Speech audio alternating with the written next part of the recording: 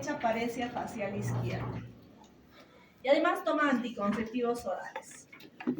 Ya. Vamos a leer su enfermedad. Ahorita vamos a hablar de los factores de riesgo.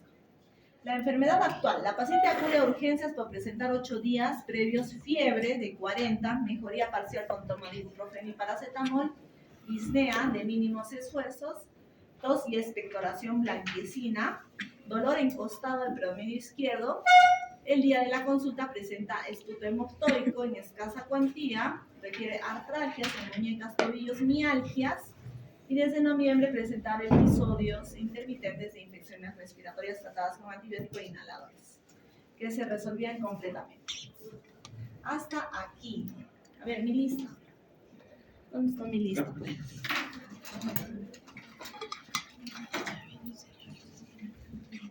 A ver, mi lista. Marcelo Sebastián, ¿dónde está Marcelo? Marcelo. ¿Qué factores de riesgo tiene hasta ahí la paciente? Fumadora. Fumadora. ¿Qué pasa con el tabaco y el pulmón? ¿Qué le hace el tabaco al pulmón? Puede generar enfermedades obstructivas. Ya, uno puede producir enfermedades obstructivas. ¿Qué más? Es un factor de riesgo también para temas cardíacos. Ya, para temas cardíacos. ¿Qué más? ¿Qué más? Produce el tabaco en el pulmón. A ver, doctora, aquí adelante. También por los componentes del tabaco como tal, como la nicotina. La nicotina es la que produce el placer y las ganas de querer fumar. Por eso nos da adicción, ¿no? Porque se une a los receptores dopaminérgicos y nicotínicos que producen la sensación de placer, ¿no? De querer fumar más. No sé ¿Qué pasa con el tabaco? No, lo que contiene es ¿cómo se llama? ¿No? Alquitrán, ¿verdad? ¿Ya? ¿Qué más? Pensé que es alquitrán. A ver, los fumadores, ¿qué contiene el tabaco? Que ya te dan el pulmón. La nicotina da placer. ¿Por qué te hace daño el cigarrillo? Ya, uno es el tema del calor y otro es los 100 elementos químicos que bota, que muchos de ellos son cancerígenos. Pero per se el tabaco disminuye el movimiento mucociliar, produce espesamiento del moco y una translocación bacteriana con mayor facilidad. Por eso los fumadores tienen una tos del fumador que podría ser netamente irritante o podría ser otro componente, ¿no es cierto? Ya, el tabaco. ¿Qué otro factor de riesgo? ¿Mi lista? Voy a bajar un poco. ¿Qué otro factor de riesgo? Uno ya Marcelo dijo, el tabaco. ¿Qué más? A ver, los que llegaron temprano. A ver, leyendo. La obesidad. ¿Qué pasa con la obesidad y el pulmón?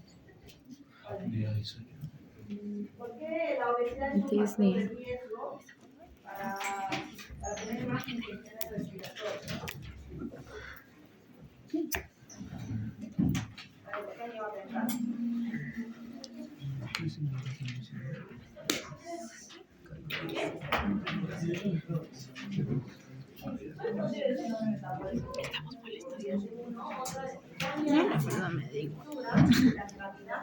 Yo soy. Achatamiento y puede producir hipertrofia del tejido linfóide, ¿no es cierto? ¿Qué más? Hipoventilación, porque los obesos tienen una tendencia a la hipoventilación. Entonces, el clearance mucociliar también ahí disminuye, ¿no es cierto? ¿Qué otro factor de riesgo? La parecia facial. Si está afectado solamente ojo, no hay problema, pero si está afectado toda la glotis, incluso puede tener una alteración de la microdeglución y tener microaspiraciones. Eso va a depender de qué severidad, de qué nervios están comprometidos en la parecia facial. Lo cual puede constituir infecciones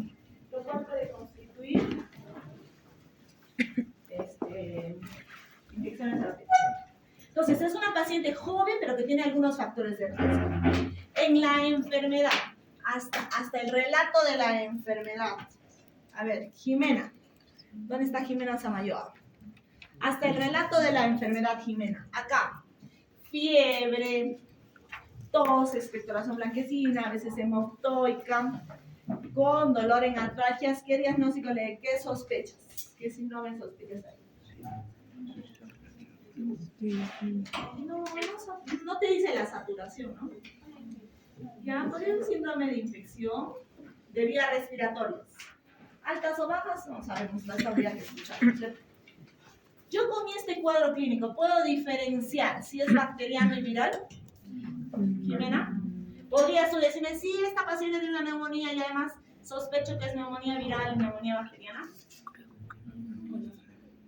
Con lo que me dice la paciente, ¿podríamos diferenciar clínicamente? Sí. ¿Cuál sería mi diferencia clínica? A nivel de la amígdala, podemos verificar si hay En síntomas, en síntomas. síntomas. En síntomas. Síntomas, la mialgia, por ejemplo, es un diferencial. O mialgia. Que podría ser, las vírgenes pueden dar, el inicio brusco de la enfermedad podría ser uno, ¿no? La característica de la secreción clara, que no es amarillo purulento, porque cuando esté colonizada, ojo, generalmente influenza abre la puerta para que entren bacterias, porque hay muchos artículos que dicen que influenza se coloniza rápidamente con infecciones bacterianas, ¿ya? Pero de un inicio yo podría diferenciar. El cuadro es de inicio más súbito, más aparatoso, secreciones claras, coriza, inyección conjuntival, dolor muscular, literalmente en influenza es un cuadro muy agresivo. Es mucho más intenso que el sincicial respiratorio común de la gripe. Pues tenemos, recuerden, sincicial respiratorio, rinovirus, riptovirus, parainfluenza, las influencias, tenemos un montón de virus que pueden afectar la vía respiratoria. Pero influenza se caracteriza especialmente por los virus muy agresivos porque afectan la parte de vía respiratoria baja, con una fina descamación y daño alveolar difuso que lleva a la muerte al paciente a diferencia de muchos otros virus, ¿no es cierto? Entonces, podría ser, pero es bien difícil poder estar seguro que el paciente solo tiene infección bacteriana. Hay que estar muy seguros de ver el color de secreciones, que el paciente identifique bien las secreciones, que tenga, ¿no? Porque este paciente ya incluso tiene esputos hemoftoicos. Además, refiere a traqueos que si yo tengo estreptococo beta hemolítico y amigdalitis purulenta, recuerden que el estreptococo puede producir la fiebre reumática, ¿no es cierto? Porque tiene una proteína M que se parece a la proteína de las articulaciones y puedo tener también artralgias, ¿no es cierto? O sea, no es un cuadro muy específico, ¿no es cierto? Ya. Entonces, es una paciente con factores de riesgo que además viene con síntomas respiratorios y se resfría a repetición. Habría que ver si no es culpa del tabaco, la obesidad o microaspiraciones que tenga la paciente. En la exploración física, buen estado general, hemodinámicamente estable, precisa de oxígeno, le dan 2 litros por minuto para que sature 90. Como dice la doctora, ahí ya puedo hablar yo de un cuadro de síndrome de insuficiencia respiratoria, porque necesita oxígeno a la paciente para llegar a una saturación de 90. Afebril ahora tiene análisis en la sangre, leucopenia, neutropenia, linfocitosis, la PCR de 4 y todo lo demás normal. El frotis de lámina periférica indica que la serie de blancas está disminuida debido a un proceso reactivo que seguramente pone el hematólogo. Entonces aquí con la placa. A ver. Ingrid, Yasmín, ¿dónde está Ingrid? Aquí. Ingrid. A ver, léeme la placa. Ya, doctora. Ya, es una placa en proyección posterior-anterior. En este caso podemos observar que la placa sí está bien centrada. Bueno, está centrada por las partes proximales de la clavícula con la columna, bueno, con la vértebra, perdón, con la apófisis espinosa. Posteriormente podemos observar en el tejido subcutáneo, no se observa mucha alteración, no se observa alteraciones. Respecto a los pulmones, podemos ver una radiopacidad heterogénea en ambas bases pulmonares o en ambos campos pulmonares. En este caso también podemos observar un infiltrado, podría ser un infiltrado alveolar o nodular también. Ajá, retículo nodular. Después, ¿qué más? Se ve se observa ¿Y una hasta ahí qué obturación. diagnóstico le pones tú acá? 39 años, pues parece una radiografía de viejito, ¿no es cierto? De viejito como si fuese de 70, 80 años, yo diría que es un EPI. Pero si yo veo la edad, estoy seguro que no es una fibrosis. Estoy seguro que es alguna inflamación. Si tiene Una cuadro agudo. un ¿Cómo se llama esto? consolidado, una neumonía. Es una neumonía. ¿Tú podrías diferenciar si esto es neumonía viral o bacteriana? No, No se podría No se diferenciar hasta podría. el momento, ¿no es cierto? sí. Bien, vamos a ver la tomografía. Vídeos. Ahora ya, los dos Bien. últimos. ¿Qué les parece la tomografía? Ujú. A ver, ¿cómo lees la tomografía? Sí, creo que tengo eso. Ya, vídeo de frustrado, ¿qué más? Ajá, mira, es verina. Engrosamiento septal. Ajá. Mira, parece esto. Parecido. Y esto es de COVID. De lo que me pasaste el link de la vírica de COVID. Y ¿De es qué? del link es de venir Hasta ahí. ¿Podrías diferenciar que tiene, qué diagnóstico le pones ahí? engrosamiento de septos también. Neumonía, Vírica. Atípica. Atípica vírica. aspirativo no tenemos todavía la certeza, ¿no? De que tendríamos que hacerle un declutograma a la paciente. Le podríamos hacer un declutograma y le hacemos ver para ver si tiene la glotis un cierre adecuado y que le protege, ¿no es cierto? Para estar seguros de que no tiene neumonía aspirativa. Pero este vidrio despulido, ¿es bacteriano o es viral? Viral. Generalmente viral, generalmente, porque no hay nada absoluto. El infiltrado nodular o algunos veces que es sucia, ¿no? Es sucia la tomografía, pero por ahí hay algunos micronódulos, miren acácitos, hay algunos nódulos más chiquititos, y podría ser más viral. Estas consolidaciones más blancas con broncograma aéreo Ujú. semejan patrones de infecciones de neumonía, ¿no? Para que nosotros nos quede claro en nuestra cabecita, no existe un patrón tomográfico 100% definido que nos haga diferenciar neumonía viral de neumonía bacteriana. Yo clínicamente y radiológicamente no podría estar 100% seguro. Para eso existe el IFI viral. Para eso existe la prueba, el antígeno urinario de Legionela, clamidia, neumonía, etc. Para eso existe mi ELISA para los virus, mis pruebas antigénicas, mis PCRs, ¿no? Para que yo, haciéndole un hisopado o un lavado bronquial, esté seguro de lo que tiene la paciente. Hasta el momento es una neumonía, con yo desglosado, que si yo estoy en invierno o en época de pandemia, obvio que le voy a decir, sí, señor, usted tiene una neumonía viral. Dependiendo de, primero, que recuerden que las neumonías virales siempre son estacionales. Si a mi mamá le da influenza, probablemente a toda la familia le da influenza. Algunos harán síntomas, algunos no harán síntomas, ¿no es cierto? Y si estamos en época de friaje e infecciones, yo podría considerar que siempre.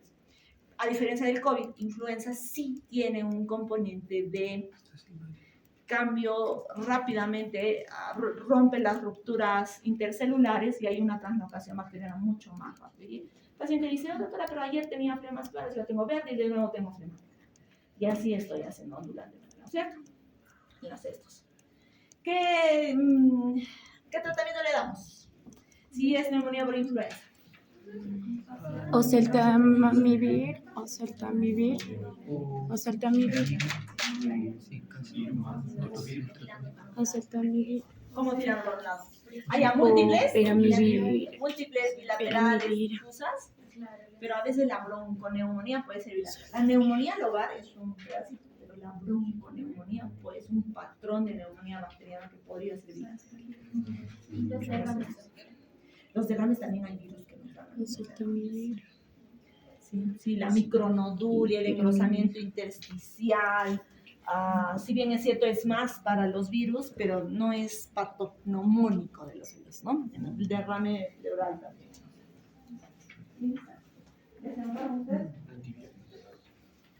Ya.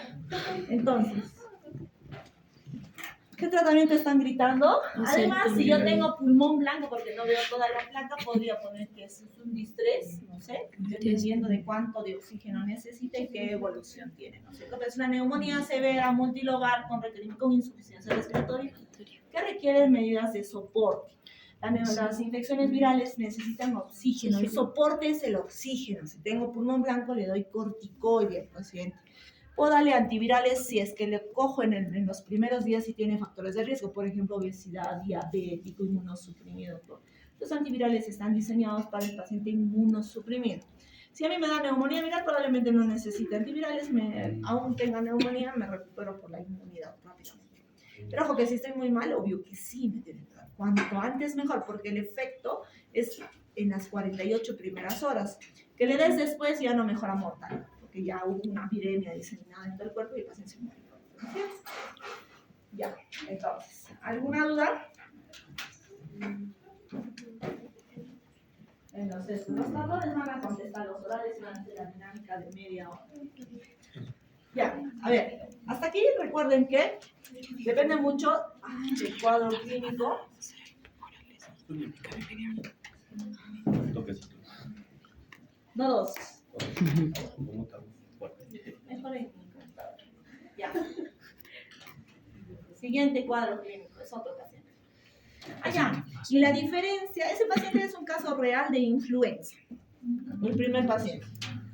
Para que ustedes noten que depende, no es Tratamiento sintomatológico. sintomatológico, celtamivir, soporte, ventilador mecánico, si es que el paciente tiene que tener ventilador mecánico, porque tiene signos de agotamiento respiratorio, y cobertura antibiótica solo en el caso de que tenga signos de infección y PCR muy elevado y se va elevando, hay nuevos infiltrados a pesar de que ya pasó el periodo de, digamos, ya tiene antecedente de 10 días. Entonces, recuerden que la replicación viral es hasta 14 días, de 1 a 14 días, pero en los pacientes muy severos se han encontrado virus hasta 28 días.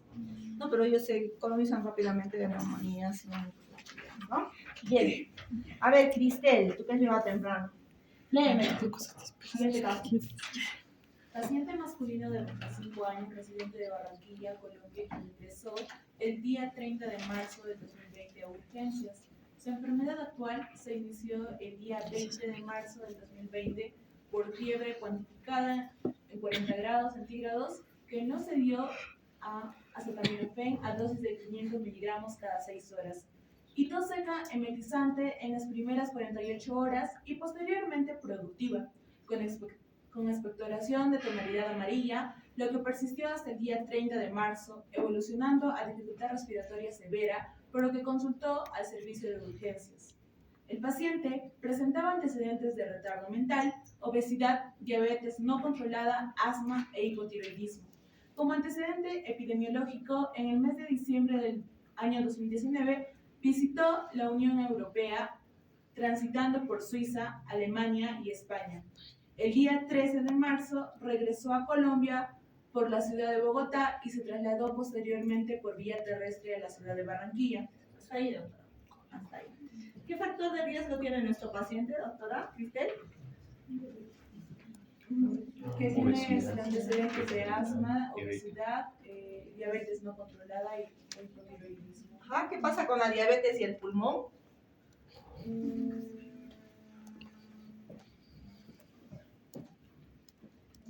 Podría ser un cuadro de inmunosupresión. ¿Por qué presión? Porque ¿Qué era? ¿Cuál está? ¿Qué le pasaba?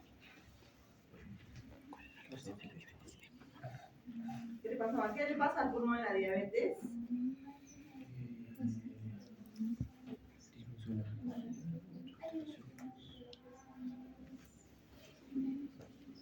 A ver, ¿qué pasa con la diabetes?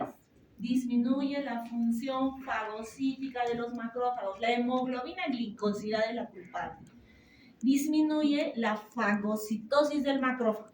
Disminuye la migración de las células de defensa. Por ejemplo, no hay reclutamiento de leucocitos en el sitio de la infección por culpa de la hemoglobina glicosilada.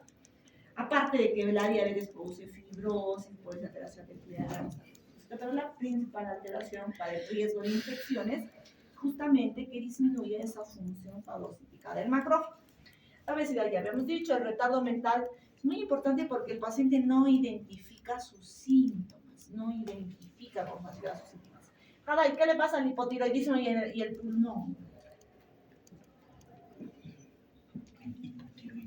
Ajá, ¿tiene que ver con la función pulmonar o no? ¿Qué pasa? Sobre todo si es severo, ¿no? Porque produce macroglosia, la macroglosia alteración de la deglución y también produce alteración de las fibras del fuelle del diafragma, ¿no? Entonces sí llega a producir alteración en el hipotiroidismo severo. Además que los pacientes son obesos, que también tienen otro riesgo, hacen hipoventilación y etcétera. Bueno, ya, ¿no? Y también el retardo mental es un factor de riesgo muy importante, porque el paciente no identifica sus síntomas tal cual es y puede venir como pasó. Otro factor de riesgo muy importante, el año y la transitabilidad que tuvo en zonas probablemente de alta endemia en ese momento, porque por culpa de ellos pues son los que justamente ha habido tanta mortalidad, ¿no? En el planeta en general. El doctor Aranita decía, uy, señor, si su hijo va a llegar de Europa, incinéralo, porque nos va a traer el COVID.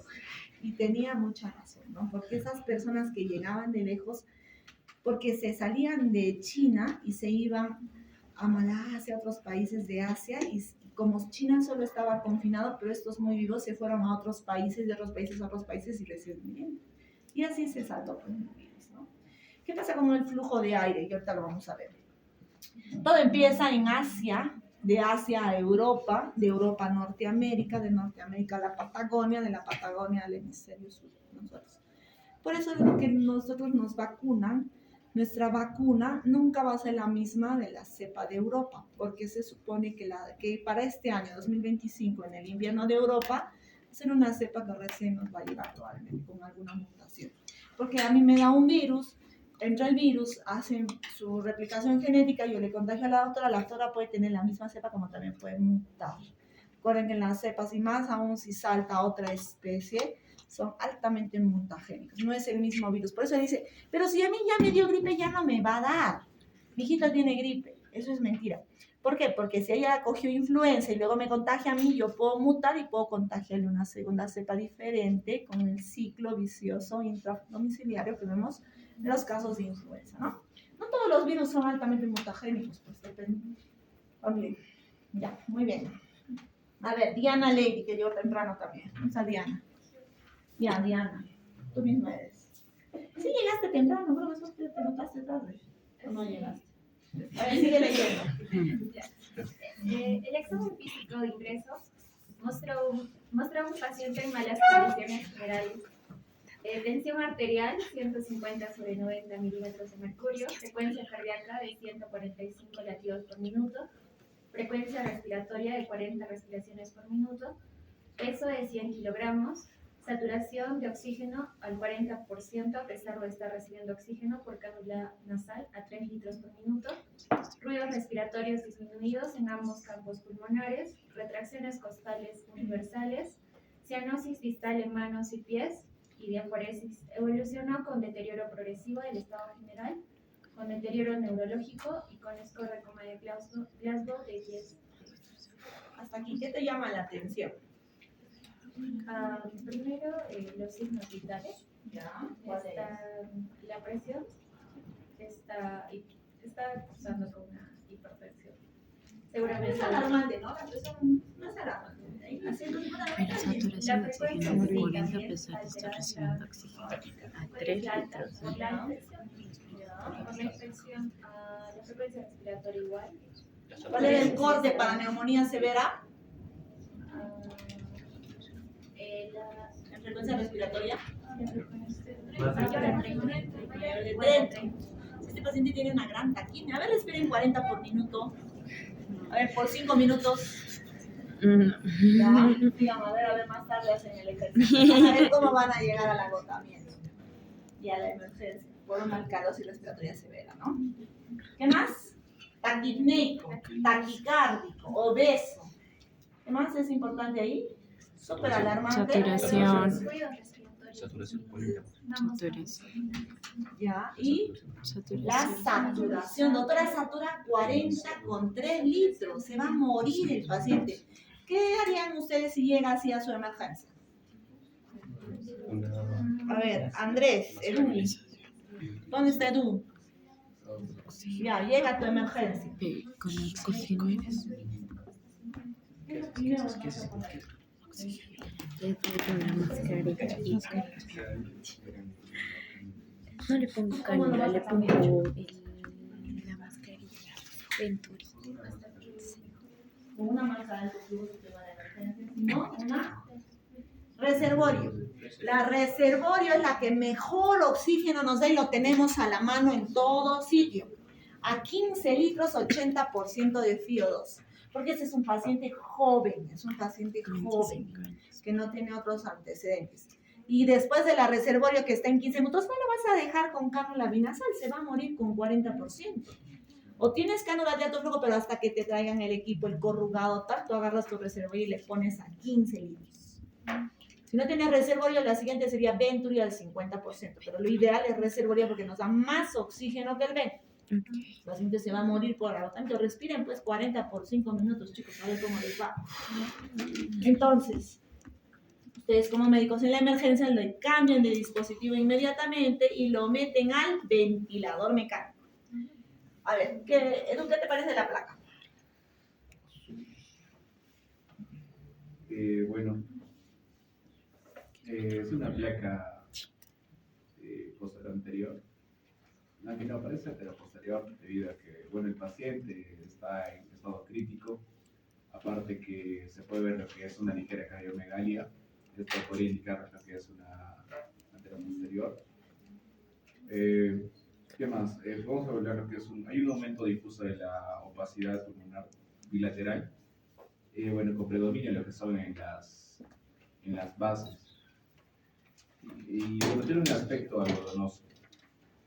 Ajá. Hay infiltrados alveolares también bilaterales y bueno. Consolidaciones, ¿no es cierto? Consolidaciones, una opacidad de infiltrado, también retículo nodular, ¿no? Unas lesiones nodulares. ¿Se ve mi mouse? Sí. Ya. Entonces, acá la escápula está por fuera. Sí. Ya. Y acá la escápula no se ve bien, no creo que sea esta la escápula, a mí me parece que este de acá es un infiltrado alveolar. Parece que la escápula está por fuera, no es una placa muy buena. Sin embargo, acá mira, es parte de la articulación, parece que la escápula está por fuera, por lo tanto estaría parado. Un paciente echado tiene la escápula central, siempre dentro de los campos pulmonares. Si la escápula se sale, tengan la seguridad de que por lo menos he hecho una maniobra, el paciente va a sacar la escápula. Si estoy echado así crítico, mi escápula está central, está dentro del campo pulmonar. Es bien difícil sacar la escápula así, el paciente estar echado así y le hacen una placa de toras, ¿no? Si las escápulas están por fuera, tengan la seguridad de que estoy acá, posteriormente. El paciente está parado, sentado. De ahí, infiltrados alveolares múltiples, ¿no? Y también mixtos, ¿no? Son infiltrados mixtos y también infiltrados retículo-nodulares, porque hay algunos nodulitos también. Y ápico basal, podríamos decir, ¿no? Ápico basal porque es difuso en ambos campos pulmonares, con pérdida de la ciudad cardíaca que no sabemos qué hay, ¿no es cierto? Ya. En este paciente, a ver, su compañero, Edu, Josué, a ver, ¿qué le vas a dar? ¿Qué tratamiento le vas a dar? Aparte del ventilador mecánico, el oxígeno y todo el soporte hemodinámico que requiere el paciente.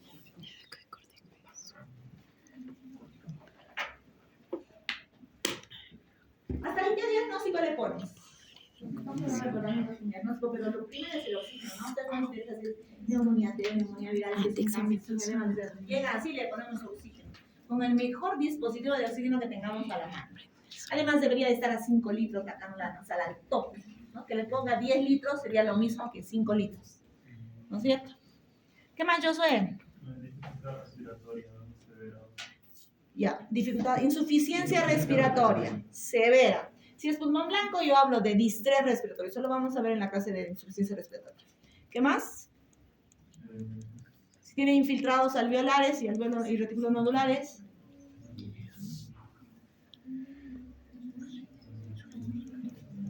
¿Qué diagnóstico más? ¿No? ¿Qué más? Tos emetizante, expectoración amarillenta, es una con infiltrados. Neumonía. Es una neumonía. Todavía no sabemos si es viral, ¿no? ¿Qué pruebas le vas a hacer? Es una neumonía severa multilobar bilateral, ¿no es cierto? ¿Qué más? Hemoptisis leve, ahí tienes tu pneumotóico, en un factor en un paciente inmunosuprimido. Entonces yo le pongo una neumonía severa multilobar bilateral en inmunosuprimido, que no es lo mismo que la neumonía en inmunocompetente. ¿Qué tratamiento le vas a dar? A esos vecinos de atrás. Dependiendo si es una neumonía viral, ¿no? Si es neumonía viral con un paciente inmunosupreso, se puede dar retrovirales como el oseltamivir. ¿Y el oseltamivir ha servido en COVID? No. Porque recuerda que estás en el año 2020 y tu paciente se fue a Europa y regresó.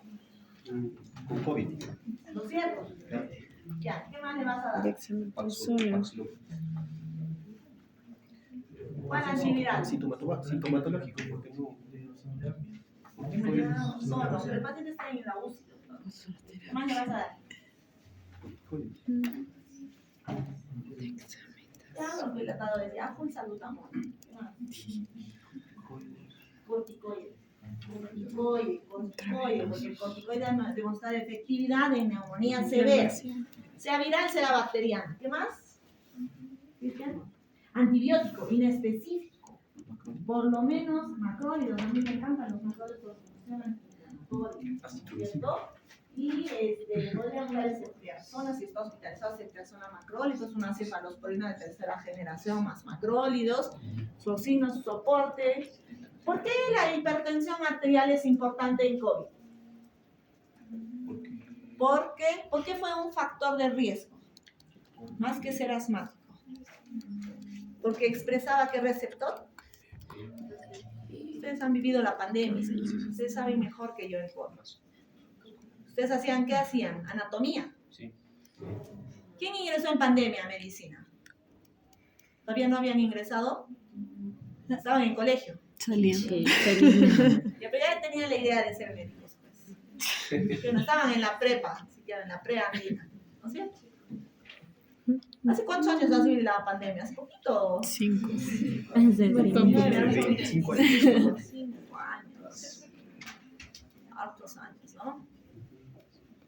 Ya, hablando pues, por el receptor AC2, ¿no? Los receptores AC2 son los que recepcionaban con mayor facilidad y jalaban a las células mucho más que los otros receptores, ¿sí? Y el paciente se murió, pues obviamente se murió, y llegó con signos de agotamiento. ¿Quién va a vivir saturando 40?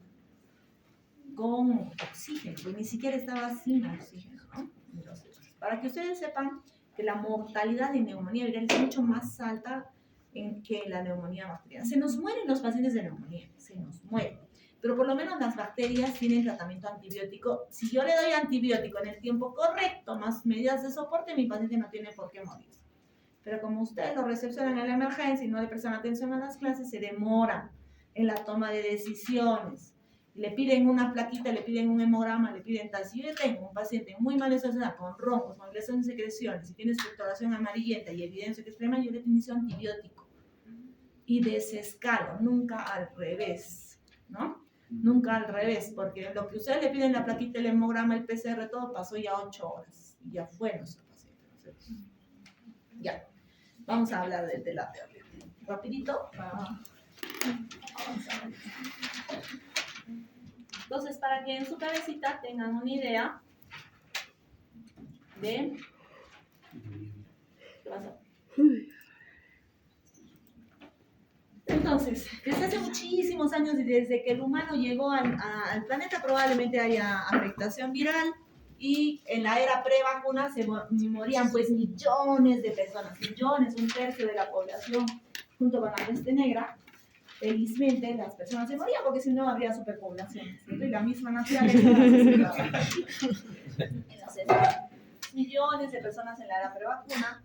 Las neumonías virales son de alta contagiosidad por la característica que ya habíamos hablado de los virus del tamaño adecuado que llega hasta el alveolo y que tiene un receptor. Al tener un receptor, rápidamente invade la vía aérea, ¿no? Las gripes más mortales, no, la gripe, ¿no? Le decimos. Sin embargo, su término criollo es gripe, pero es por influenza, ¿no? Entonces, el virus típico del resfrío es el sincicial respiratorio. Es el virus que más Hay vacuna de sincicial respiratoria, hay vacuna de influenza, hay vacuna de tosferina, hay vacuna de rictus, hay muchas vacunas. Solo que el programa pone influenza y neumococo, ¿no? Entonces, si yo tengo anisplenia, soy inmunodeprimido, yo me vacuno pues con todo, porque justo esto pasaba en la prevacuna.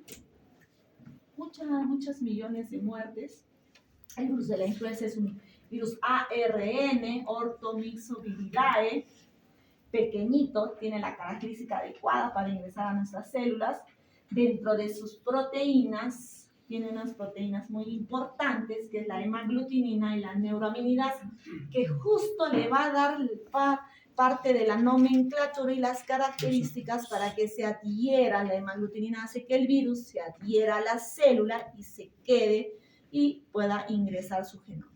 Y la neuroaminidasa hace que los viriones nuevos que se están formando se puedan liberar, se encapsulen y se puedan liberar rápidamente, ¿no? Sin estas dos proteínas, que justamente son dianas terapéuticas, nuestro paciente podría vivir, ¿no? Nuestro antiviral era el remdesivir, ¿no? Y el ritonavir para el COVID. El oseltamivir para influenza, porque el oseltamivir no demostró beneficio en el COVID, ¿no es cierto? En los estos. Ya. Además, tiene una nucleocápside, tiene una proteína, la proteína M1, la proteína M2, que hace que justamente le dé las características a la membrana del virus. La hemaglutinina sirve para la inserción y entrada de las células, muy importante. La neuroaminidasa permite la liberación de los nuevos viriones. Tenemos H11, H1, H2, H3, H4, H5, H11.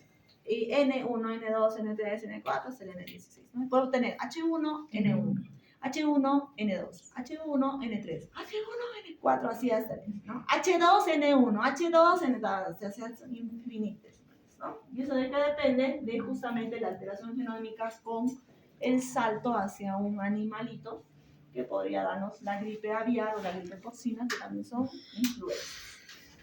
La proteína M1 para el ensamblaje de viriones y la M2 implicada en la desenvoltura en la célula huésped.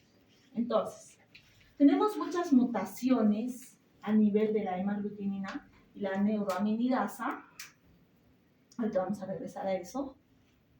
Y estas mutaciones va a depender de, si yo tengo una mutación pequeña y no le cambio en sí la estructura del virus, voy a tener una mutación que se llama drift antigénico, pero si yo encuentro un nuevo ARN y yo incorporo y formo una nueva célula, estoy produciendo un shift antigénico y es lo que produce las pandemias generalmente en los pacientes. Entonces, depende mucho de mi virus original que se junte con la célula huésped. Si toma mucho genoma de la célula huésped, va a cambiar la estructura del virus y va a producir un nuevo virus con un alto riesgo de pandemias. Para retroceder. Una vez que el virus entra al ser humano, nosotros vamos a tener una respuesta inmune innata, una respuesta inmune adaptativa, una interacción general entre el humano o el animal que está infectado con el virus. Y eso va a depender mucho de mi sistema inmune y de mi respuesta.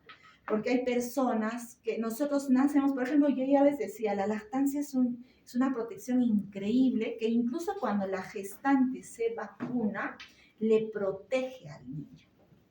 Cuando nosotros en nuestro salón, por eso nosotros decíamos el efecto rebaño, ¿recuerdan? Si el 90% de la población se vacuna, podemos estar tranquilos porque no importa el 10%.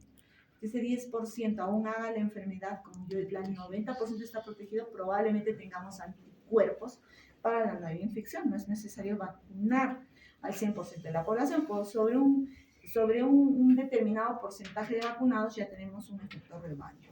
Igualito en la gestante, si la gestante se vacuna, le va a proteger al recién nacido, que le va a dar una respuesta inmune innata al recién nacido, ¿no? Y la respuesta inmune adaptativa va a depender de cada organismo con la interacción que tenemos con las infecciones nuevas que vienen a nuestro cuerpo. Recuerden que tenemos 3 tipos de influenza: influenza A, influenza B, influenza C. La nomenclatura es así, ¿no?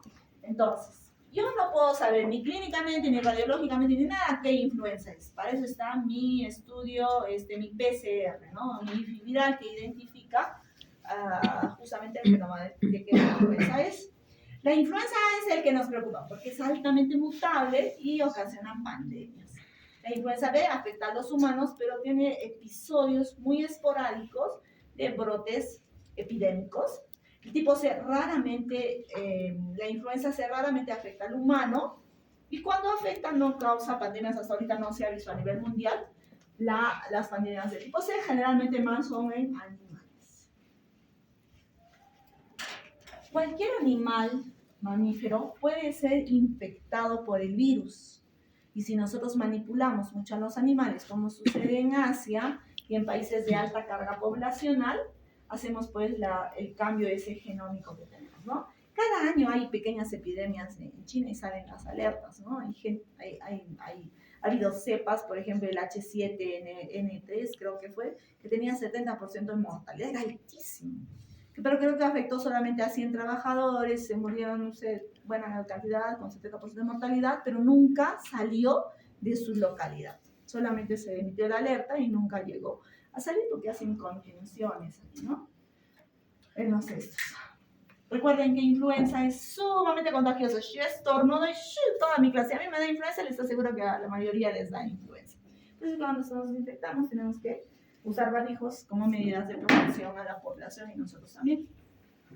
Pero no solamente queda en contacto directo, sino también con contacto indirecto, ¿no? Por eso nosotros decíamos en el carro, si alguien estornuda, se agarra del pasamano, yo agarro el pasamano o el teléfono, y hacemos así, o las puertas, las manijitas, si tienen fómites cargadas de viriones, nos va a dar infecciones por fómites, lo mismo que pasaba, ¿no? Por eso las medidas higiénico-dietéricas es mucho más importante en estas infecciones virales, a diferencia de las neumonías bacterianas. Rápidamente hacemos síntomas, ingresa al epitelio respiratorio, se replica rápidamente. Rápido, es rápido, pero hasta 14 días yo puedo tener el periodo de replicación, como decías, ¿no? Una vez que ingresa a la vía respiratoria, su receptor, a ver si regresamos para entender.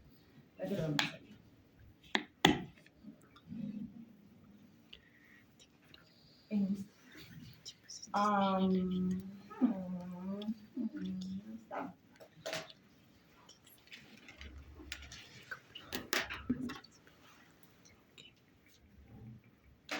En uno de los dibujitos ha salido. Ya. Pero recuerden que los viriones, a través de la hemaglutinina, entran a los receptores respiratorios de las células respiratorias altas y bajas a través del receptor de ácido ciálico. Este es el receptor de la célula huésped, ¿ya? El receptor de ácido ciálico.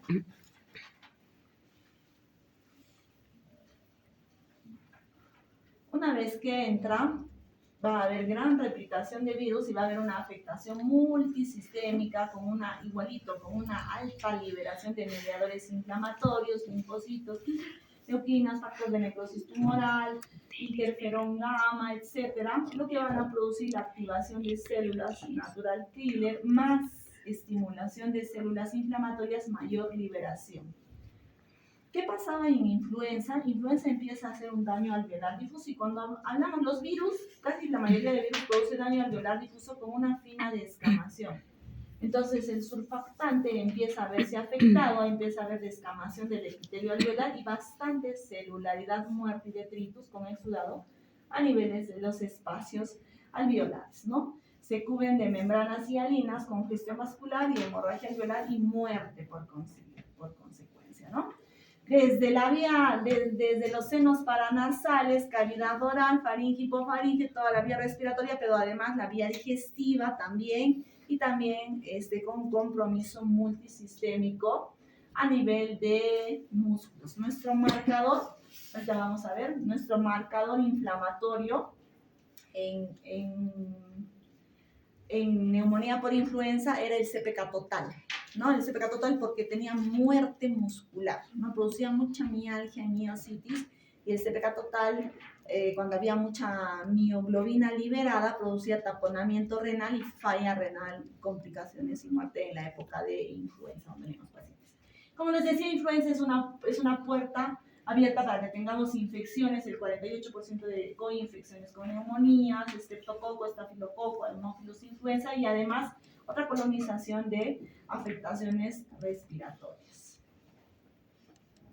Patrones tomográficos. Podría tener atenuaciones del parénquima, vidrios deslustrados y consolidaciones. Por eso decíamos, no existe la consolidación, no es patognomónico de la bacteria ni tampoco patognomónico del virus. Pueden haber infecciones mixtas.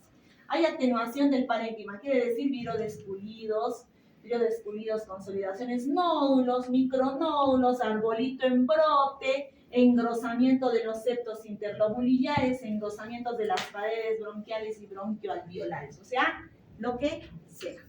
No existe un estado patognomónico, ¿no? Entonces, a mí me puede parecer una neumonía organizada citogénica, una neumonía o una fibrosis pulmonar o tal, pero siguen siendo patrones de influenza en algunos pacientes, ¿no? Recuerden que la otra vez les decía la diferencia del vidrio despulido, el pavimento y las consolidaciones son cantidad de exudado que hay a nivel alveolar. Si yo tengo poco exudado, vidrio despulido. Tengo más exudado, pero también hay aire, pavimento.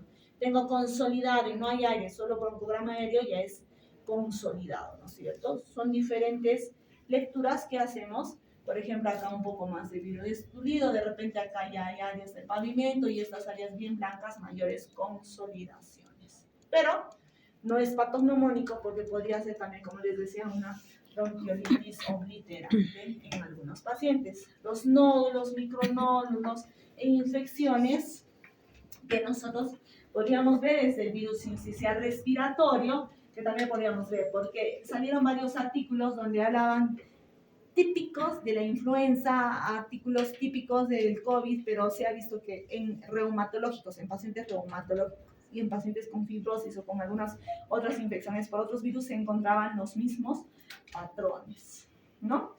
Yo podría decir que esto es TB o un cáncer con diseminación linfangítica, porque son más nodulares y más engrosamientos septales, ¿no? Engrosamientos septales y más nódulos gruesos. Y esto en Perú sería TB, ¿no? Con algunas nodulaciones. Pero para que vean que es influenza A. Entonces son múltiples patrones diferentes de infecciones. Acá más, ¿no? Acá es más notorio las áreas de pavimento, por ejemplo, ¿no?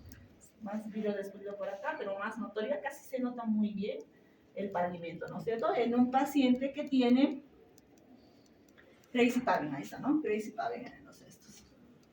Con infecciones virales también, ¿no? Engrosamiento de las paredes. ¿Para qué nos sirve la tomografía en el asma, en el EPOC? Que antes no nos ayudaba mucho para ver el compromiso bronquial, porque los bronquios a veces se ven colapsados y se ven alteraciones o engrosamientos de sus paredes, ¿no? Bronquiales igualmente, ¿no? Entonces, también vidrios despulidos y algunos nodulitos también, ¿no? Son diferentes patrones, pero sin embargo, herpes virus, varicela, citomegalovirus me dan patrones muy semejantes. Entonces, para que ustedes tengan en cuenta que no necesitamos mayor compromiso de pavimento con un poco más de consolidaciones y broncograma aéreo. Un paciente yo no podría diferenciar si es netamente viral del bacteriano, prefiero darle coberturas mixtas a mis pacientes. Entonces, tanto las atenuaciones parenquimales, el vidrio despulido, miren, en la mayoría de afectaciones virales, enterovirus, hantavirus, coronavirus, adenovirus, herpesvirus, varicela, citomegalovirus, entonces hay muchos virus que pueden afectar, no existe nada patognomónico. A predominio de vidrio despulido y algunas áreas de consolidación, la mayoría, y también nódulos, micronódulos, incluso arbolitos en brotes en algunos pacientes, ¿no? Se afecta todo el organismo, no hay un órgano que no esté libre porque hay viremias. La diseminación es más fácil que la bacteria, la viremia es mucho más fácil, ¿no es cierto? Solo que no hacemos cultivo de virus en sangre, no existe esa prueba, no existe hemocultivo para bacterias, pero no tomamos el virus porque el virus, el cultivo del virus debería ser el gol estándar del diagnóstico, pero solo lo hace, por ejemplo, en el Perú, solo el INS porque tiene alta transmisibilidad y tienes que tener un medio exclusivo y todo un EPP adecuado para hacer el cultivo de esos virus que son altamente mortales en algunos pacientes. Por eso no hacemos los PCRs virales Sin embargo, sí hay cultivo de virus en secreciones, pero como les digo, solamente en determinados laboratorios, ¿no? Siempre en pacientes que tienen factores de riesgo, diabéticos, enfermedades pulmonares, cardiopatías neuromusculares, obesidad, insuficiencia renal, hipertensos, enfermedad renal hepática. Estos son nuestra población de riesgo que tiene que vacunarse sí o sí. Los vacunaríamos para todos, sería mejor. ¿Qué me protege al paciente y me genera inmunogenicidad y anticuerpos? Las vacunas. ¿No es cierto? Que me dé infecciones no me garantiza que me proteja porque puede pirar. Y por eso influenza se vacuna cada año en los cestos. Métodos diagnósticos podemos hacer, como les decía, inmunofluorescencia directa o indirecta, métodos de inyección de hemaglutinación, los PCRs, el aislamiento viral. Los cultivos podemos hacer, pero son, como les digo, realmente de mucho riesgo. Lo más importante son las medidas de protección a la población de riesgo, ¿no? Si nosotros somos personal de salud, tenemos que luchar por utilizar los respiradores, enseñar a la población. Los asiáticos siempre vienen con respiradores, pero nosotros que estamos con tuberculosis, tuberculosis o influenza de infecciones, nos da vergüenza ponernos un barbijo. Y eso es netamente nivel educativo en los pacientes. La vacuna es lo más importante. Y los antivirales, el oseltamivir, el zanamivir, el doramivir, inhiben la neuroaminidasa, las amantadinas, la proteína B. La hemaglutinina está en prueba, algunos antirretrovirales, pero todavía no están en el mercado, ¿no? La dosis está por kilo, no necesito que lo sepan. Lo único que vamos a hablar es el del oseltamivir, que inhibe la neuroaminidasa, y mientras está disponible en el mercado, solo que para este año no ha llegado, ¿no? Como no hay brote, no llega. Pero si tengo un paciente diabético con influenza, yo tengo que iniciar inmediatamente un antiviral, 75 miligramos cada 12 horas por 5 días, y dependiendo del peso, puedo darle el doble de peso en los obesos severos o dosis kilos según los niños. ¿Alguna duda de influenza? Influenza, lo que necesito que conozcan es la característica del virus, la clínica y el factor de riesgo que tiene, y los patrones tomográficos que no son específicos. Para descansar 5 minutos vamos a hablar del COVID igualmente rápido porque ustedes conocen mejor que yo al COVID. Y para que vean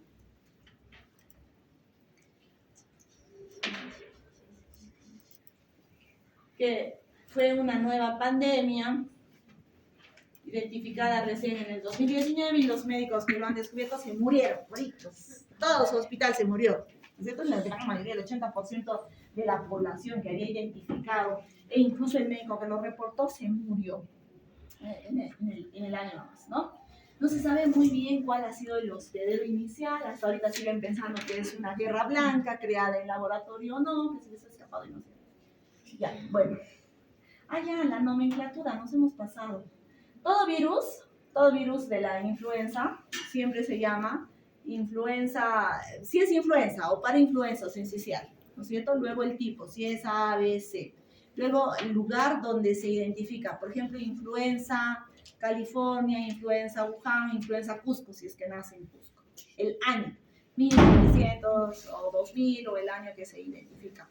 Luego el H1N1, el H2N3, esos, ¿no? Y luego en algunas características, alguna cepa en especial que podría haber, ¿no? En los estos. Este nuevo coronavirus, recuerden que teníamos el síndrome del Medio Oriente con el MERS, el síndrome del MERS-1, que fue el primer coronavirus identificado en Medio Oriente, que también hizo una pequeña epidemia con alta mortalidad en Medio Oriente. Es sumamente agresivo, pero que no hizo nivel de pandemia, solo fue a nivel de epidemia. Y el segundo SARS-CoV-2 identificado es el segundo coronavirus, porque por eso le llamaron COV-2, porque era el segundo coronavirus identificado a nivel mundial de gran impacto epidémico o pandémico, ¿no? Siempre hay algunos coronavirus más. Y se debe su nombre a la estructura en corona que tiene pues este paciente. También es un virus ARN monocatenario que tiene una particularidad muy importante, que es la presencia de la proteína S. Y esta proteína S es la culpable por la cual en el receptor AC2 se une a través de la acción de una proteína de transmembrana para que pueda tener ese efecto de unión y entrada del virus, internalización del virus a la célula huésped. Entonces, todos los pacientes que expresaban más AC2 tenían factor de riesgo como los hipertensos, obesos, algunos medicamentos, y excepto los asmáticos, porque los asmáticos con tanto uso de corticoide inhiben la producción del AC2, por eso fue el asma al final no se consideró un grave riesgo para los pacientes de SARS-CoV-2, porque los corticoides usados disminuyen la expresión de ese AC2. Además del AC2, de la proteína S, tiene la proteína M, la proteína N y la proteína E de estructura. ¿Entienden, no? Entonces, ¿qué pasaba con el virus? Ingresaba al organismo, podía producir una fase 1 que todos hemos tenido con síntomas generales de fiebre, mialgias, rinorrea, tos, hemorragia y pérdida muchas veces del sabor y del olor, ¿no es cierto? ¿Por qué se perdía el olor en el COVID? ¿Por qué? ¿Pero por qué? A nivel del nervio olfativo había una desmielinización y por la lámina cribosa el virus ingresa al líquido cefalorraquídeo y producía mayor proteínas y por eso el síndrome de hipertensión leve que han tenido la mayoría de los pacientes y las cefaleas persistentes, ¿no? De hecho, hay muchos estudios que hablan de cefalea y síndrome de hipertensión post-COVID persistente en el tiempo, ¿no? Igualito pasó con las glándulas gustativas que empezaron a tener una descamación fina. Hay gente que no recuperó el olfato tal cual, porque cuando se afecta el nervio y la mielina, puede la remielinización no ser igual y la transmisión neurológica no ser la misma. Igual hay gente que no tiene el mismo gusto que antes que nos de la pandemia, ¿no es cierto?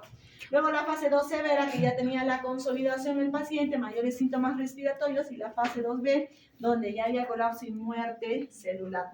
Igualito, todo el organismo era afectado, con mucha afectación y severidad dependiendo de cuál era mi factor de riesgo inicial de mis pacientes.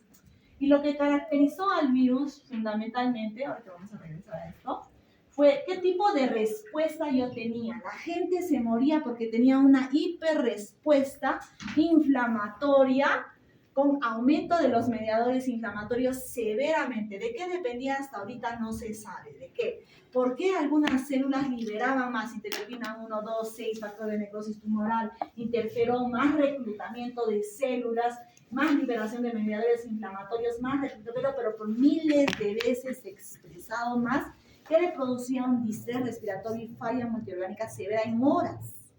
En horas. Hasta ahorita no se ha descubierto muy bien cuál ha sido el factor de riesgo en gente joven, sin ser diabético, sin ser hipertenso, sin ser obeso. Se ha muerto mucho más que otros pacientes que con factores de riesgo de cáncer, de VIH, de fibrosis, de asma, de EPOC no murieron.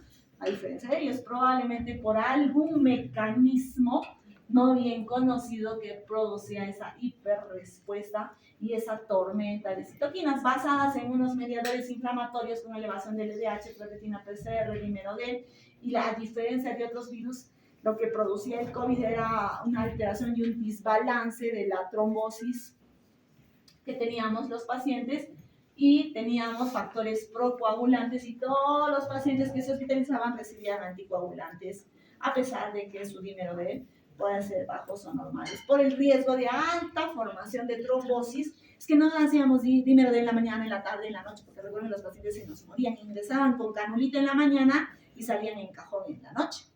A pesar de que nosotros decíamos, este paciente va a ir bien, y la mayoría se ha muerto, ¿no es cierto? Muchos de ellos, porque no había oxígeno disponible en los hospitales. Entonces, los pacientes tenían fiebre, tos, disnea, cefalea, odinofagia, mialgias, artralgias, dolores, calofríos, rinorrea, congestión, todo un cotejo sintomático difuso en algunos pacientes, ¿no? Que llegaban incluso a la falla multirrespiratoria. Con daño a nivel de todos los órganos, muerte celular, descamación, firme inflamatorio, esa descamación alveolar que decíamos nosotros se reducía en zonas de infarto, hemorragias a nivel de múltiples órganos, no solamente en pulmones, en cerebro, en hígado, en corazón, en músculo, en riñones, etcétera, ¿no es cierto? Y a nivel de los vasos, oclusión y también trombosis, ¿no es cierto?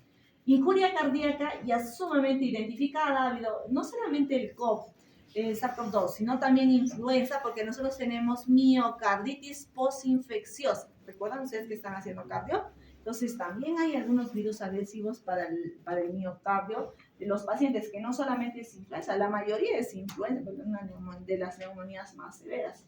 Miocarditis, hipoxemia, cardiomiopatía por estrés, incluso por pulmonar agudo. Si yo tengo una falla respiratoria severa con condensación, lo que voy a producir es un shunt y un cor pulmonar, porque mi pulmón no va a recepcionar toda la sangre del corazón, porque es un pulmón enfermo.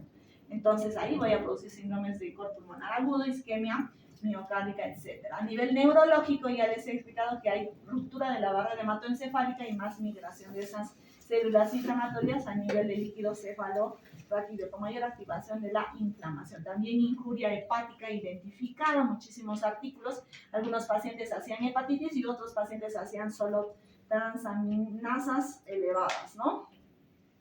Transitoria. Esto es más de lo mismo. Muchos pacientes que tenían trastornos, no solamente por el estrés, que no sé si a ustedes les pasaba, pero todos estábamos encerrados en casa, angustiados, no sabías si tu mamá se iba a morir, si tu papá si te iba a dar COVID, no te iba a dar COVID, si ibas a vivir, si te iba a alcanzar la plata, si iba a pensar que no tenías trabajo, que te habían despedido, así, y un montón de patología. Y recuerden que nuestra principal patología, y ahora al gobierno no le interesa la falla cardíaca, la falla respiratoria, la falla todo, le interesa el sistema depresivo que tiene la población. Tenemos alta tasa de suicidio, alta tasa de depresión, alta deserción familiar, no sabemos muy bien qué pasa con nuestros chicos de cristal. Ustedes creo que son generación de cristal, ¿no? Así les pueden tocar. Menos estos. En cambio nosotros no teníamos comida, no teníamos para... Pero igual la lucha si sigues, ¿no? Yo siempre les digo, no se rindan porque están en el mejor camino, la mejor decisión que pueden tomar es ser médicos, porque ya están en la mitad. Ya ingresaron, ya saben lo que quieren, ya están en la mitad. Sigan, porque están en un buen camino, tienen un buen sistema de trabajo. Nunca les va a faltar trabajo, pero deben ser especialistas, ¿no?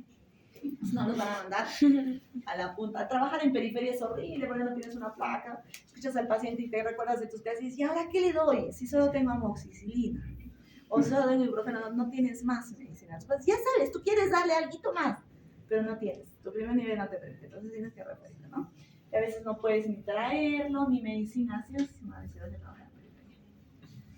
Y algunos pacientes que tenían afectaciones virales crónicas, muchísimos pacientes que hasta la fecha dicen, desde el COVID a mí me duele la espalda, desde el COVID yo ya no respiro igual, desde el COVID tengo fatiga muscular, desde el COVID tenemos esquizofrenia aguda post-COVID en muchísimos pacientes jóvenes, que esa depresión, esa angustia, ese síndrome, no sabemos cómo decirle, post-COVID, largo, ¿no? Hay muchos artículos que dicen que a la fecha, 4 o 5 años después del COVID, todavía tenemos síntomas cuando nosotros hacemos las afectaciones, ¿no? Igual que todos los virus, las detecciones a través pueden ser pruebas antigénicas, que son muy inespecíficas, lo mejor son PCRs y identificación de virus, ¿no? Recuerden que nosotros a veces, lo que pasó en el hospital, cuando nos llegaron las pruebas al hospital, todos estaban en la IgG y todo el hospital se fue a casa a descansar. Pero el IgG no era un marcador, pues no era un marcador de infección aguda, era un marcador de infección crónica. Y probablemente los IgGs positivos hayan sido falsos positivos por algún otro virus, ¿no? En los estos. Y entonces hacía una fase de infección aguda, de alta replicación rápidamente. Después de los 7 días aparecía la IgM, que desaparecía después de las 3 semanas, empezaba a aparecer el IgG, que fue el único recuerdo de infección que tenemos. Y la replicación, como les decía, en algunos pacientes de UCI hasta 28 días, donde se podía identificar el virus. Entonces, muchos patrones. Algunos pacientes se enfermaban y morían. Algunos pacientes se enfermaban y no tenían ningún síntoma. Algunos pacientes se enfermaban, iban al hospital y salían vivos del hospital. ¿De qué depende? No sabemos. Muchos patrones de infección que tuvo el COVID, algunos leves, moderados, severos, que lo han llevado a ventilador. Tenemos, ¿se acuerdan los pacientes que vienen con traqueostomía? La mayoría son post-COVID, ¿no? Algunos portadores y ya con estenosis severa de la vía aérea, algunos pacientes con déficit neurológico, ¿no? En muchos pacientes. Esto no... Esto tampoco. Nuestro tratamiento, el único antiviral que estuvo disponible a nivel mundial, el Remdesivir y el Ritonavir, porque no hubieron varios brazos. Cuando vino la pandemia se crearon varios antivirales y dijeron cuál fue el mejor, pero el Remdesivir era carísimo y solo estaba para la gente que tenía mucha plata y llegaba a misa después de meses que el paciente lo solicitábamos, después de 2 o 3 meses que ahora llegaba al paciente con el nombre del paciente. Recuerden lo que les decía, el síndrome post-COVID agudo, que desapareció en 3 semanas, o el post-COVID crónico, que sigue más allá, incluso hasta la fecha que no sabemos muy bien si es solamente el COVID o la sensación que tiene el paciente. No sabemos cómo demostrarlo porque ya no hay viraje. Incluso el IgG, con los años, que pensábamos que no se borraba, y muchos pacientes que les ha dado COVID ya tampoco no muestran mucho IgG. No se sabe muy bien de qué depende, probablemente necesitamos más pruebas, ¿no? El síndrome post-COVID, como les decía, depende mucho de la inflamación crónica que pueda quedar, de la afectación. Si a mi pulmón me dio neumonía severa, probablemente me quede de secuela, fibrosis pulmonar. Hay varios pacientes secuela de fibrosis post-COVID que no viven en Cusco porque es a la altura. Se van a Puerto Maldonado, aquí a Bamba, Lima, y raramente vienen. Hay varios pacientes que vienen así, portadores de oxígeno domiciliario, porque tienen ya un daño permanente y la fibrosis es irreversible en muchos casos. Igualito, si te produjo un daño cardíaco, valvular, lo que tú quieras, probablemente sea irreversible en muchos pacientes, ¿no? Este es más el síndrome post-COVID, podría identificarse a través de la persistencia de la secreción de la interleuquina 7 y del interferón para la cefalea crónica que tienen los pacientes, ¿no? Que se ha identificado muchos pacientes. Hay algunos pacientes que tienen hipertensión crónica post-COVID, hipertensión craneana, síntomas de hipertensión endocraniana, ¿no? Crónica, que podría ser alteración del drenaje que tienen, porque como ha habido mucha viremia, se han secretado muchas proteínas y esas proteínas han ocluido justamente el drenaje que tienen. Recuerden que el cerebro no tiene linfa, no tiene drenaje linfático, ¿no es cierto? Su drenaje es a través de otro sistema que se llama el sistema linfático, ¿no es cierto? En las proteínas.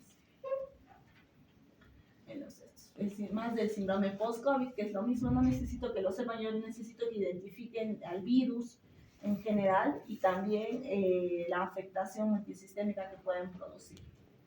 Tenemos fatiga, ansiedad, dolor crónico, dolor de cabeza, dolor de tórax, demencia, depresión, disnea, hasta la fecha, con algunos artículos en el post-COVID.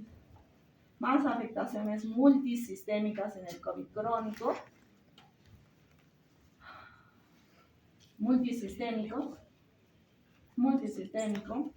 Y las escalas que utilizamos para valorar la disnea. ¿Y qué hacemos con estos pacientes? Los mandamos a una terapia de rehabilitación. Todo paciente crónico tiene que ir a rehabilitación. Es increíble cómo impacta en la calidad de vida la rehabilitación. Entonces uno puede decir, pero si yo soy activa todo el día, trabajo, subo, corro, vendo, me voy al mercado, regreso, compro, entonces eso me da agotamiento y más desgaste. A diferencia que yo estoy media hora trabajando un paquete muscular, trabajando piernas, trabajando dorsal, trabajando incluso la relajación que necesitamos, que me impacta a nivel de salud pública, ¿no? Entonces, los pacientes que dicen, pero doctor, yo estoy activa y trabajo todo el día, eso le da más fatiga. El ejercicio y la rehabilitación es cíclico y esa ciclicidad de un solo movimiento nos da la tolerancia al esfuerzo. Entonces nos mandamos a programas de rehabilitación. El paciente puede empezar con disnea severa. A ver, yo le pregunto, ¿cuánto se te agitas? Me agito mucho y ya no respiro. Y lo saturo 90, 94. Pero si saturas bien, pero yo me estoy agitando. Es la percepción que tiene el paciente. Muchos, hasta los chiquititos vienen, ¿qué te pasa? Me falta el aire. Entonces ahí nosotros preguntamos, ¿y qué no le hicieron gustar? ¿Qué nació la hermanita? ¿Qué no tal cosa? El papá viajó, se enfermó y varias cosas. Porque los niños, si estructuralmente el pulmón está bien, su saturación está bien, la percepción de la disnea es diferente, ¿no? Si no es cardíaco, mucho mejor todavía, ¿no? Igual la otra escala que ya vamos a valorar en el EPOC es la escala de la Medical Resistance, que es igualito que la escala de Mija. Y valoramos la disnea de grandes esfuerzos hasta la disnea de reposo. Desde caminata, si me han visto a mí, a ver señora caminando, vamos a ver si realmente, si te falta el aire. Entonces, cuando ustedes caminen a ver con su saturador, y van a ver que cuando caminan hacen hiperoxia y empiezan a mejorar la saturación, con una frecuencia cardíaca también un poco elevada, no debe ser muy alta, y la velocidad, ¿no? Porque el ejercicio a nosotros nos da hiperoxia y da hiperventilación, que es la respuesta normal. En la altura pasa algo diferente. Cuando nosotros hacemos caminatas, ecuaciones de las caminatas en altura, se aplana la curva, no hacen hiperoxia. El paciente desatura un minuto, luego se compensa, luego eleva y luego se aplana la curva. Es increíble la interpretación de caminata en altura. Pero si yo desaturo 4 puntos, ya estoy segura que hay una alteración de la difusión. No, en mi paciente. Yo puedo estar segura, no hay problemas. Y luego miren, virus despulidos, condensaciones más grandes, empaches multilobales, difusas, daño pulmonar a largo plazo, ya habíamos hablado lo mismo. Y el tratamiento sintomático. ¿Te duele? AINES, paracetamol, fisioterapia, rehabilitación, tos crónica, antitusígenos, inhaladores, broncoespasmo. Ahora lo que nos pasa ahora es, yo no veía tanto asma hasta ahora como cuando llegó el COVID, ¿no? O sea, el paciente se me dio, ¿te dio COVID? Sí, me dio muy fuerte. Y no había tanta rinitis alérgica, no sé si es la contaminación ambiental o es realmente el COVID que nos ha susceptibilizado a hacer broncoespasmos, rinitis, más respuesta a los estos. Y el último que llegó, pues tosferina, ¿no? Porque hemos tenido un brote de tosferina y es la tos de los 100 días. Y al paciente, no sé si a uno de ustedes les ha dado a sus familiares, pero la tos exactamente te dura 3 meses. Tosen y flemas, desde un momento a otro, se va. Justamente porque recuerden que cuando nos da afectación de vías respiratorias bajas, se descama el epitelio. Y para que es como una quemadura, te pelaste. Y mientras más profunda es la quemadura, más demora en regenerar la piel y a veces ya no se regenera igual porque siempre tenemos una cicatriz. Lo mismo pasa en la vía aérea. 30 días para que renueve la mucosa traqueal y bronquial. Y si se afecta mucho más tiempo, más va a demorar el paciente tener. Y luego solito se les va la tos. Sí, doctora, me he tomado hierbita, me he ido, me han dado tal, un curandero me ha dado tal, eso es obvio. Obvio que se le iba a mejorar porque era el tiempo en el que se le va a mejorar, pero peleate con el paciente a ver y le explicaré, porque ellos se van al curandero y el curandero le mejora, pero también podría ser el tiempo en el que nosotros le hemos dicho, señora, le va a durar tranquila, le va a durar unos 3 meses y luego se va a pasar. Y se pasó realmente la tos de la mayoría de los pacientes, ¿no? Nada, de lo mismo. Las vacunas. Recuerden que hubo mucho que decir que vacuna fue mejor que la otra y nos han creado mal y más síntomas y no todo. A nivel general, todas las vacunas han tenido un impacto en la neumonía severa, justamente para evitar el riesgo. ¿Para qué te vacunas?